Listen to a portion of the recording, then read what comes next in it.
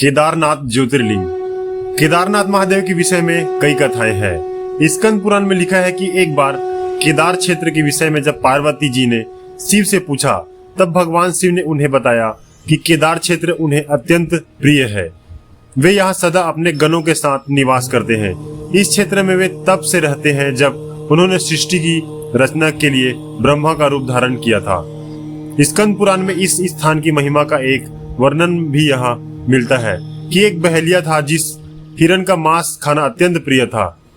एक बार यह शिकार की तलाश में केदार क्षेत्र में आया।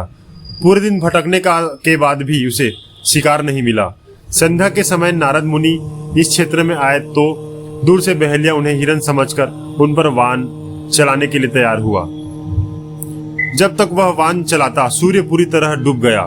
अंधेरा होने पर उसने देखा कि एक सर्प मेढक का निगल रहा है। मृतक होने के बाद मेढक शिव रूप में परिवर्तित हो गया। इसी प्रकार बहेलिया ने देखा कि एक हिरण को सिंह मार रहा है। मृत हिरण शिव गणों के साथ शिवलोक जा रहा है। इस अद्भुत दृश्य को देखकर बहेलिया हैरान था।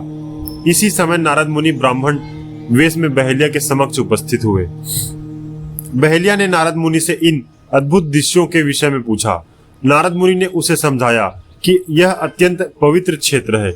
इस स्थान पर मृत होने पर पशु पक्षियों को भी मुक्ति मिल जाती है।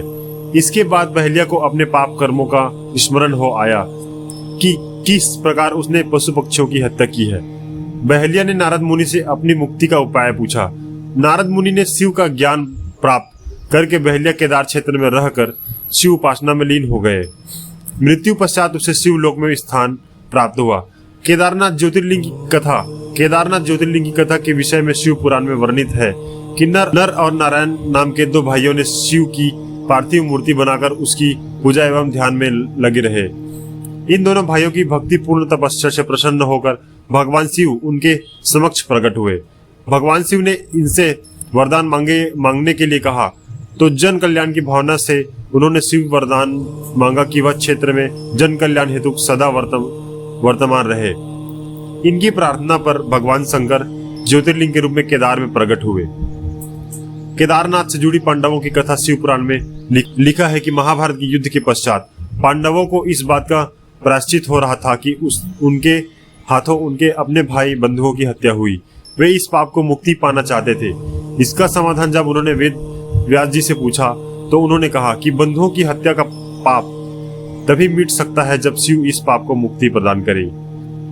शिव पांडवों से अप्रसन्न थे, अतः पांडव जब विश्वनाथ के दर्शन के लिए काशी पहुंचे तब वे वहां प्रत्यक्ष प्रकट नहीं हुए। शिव को ढूंढते हुए तब पांचों पांडव केदारनाथ पहुंच गए।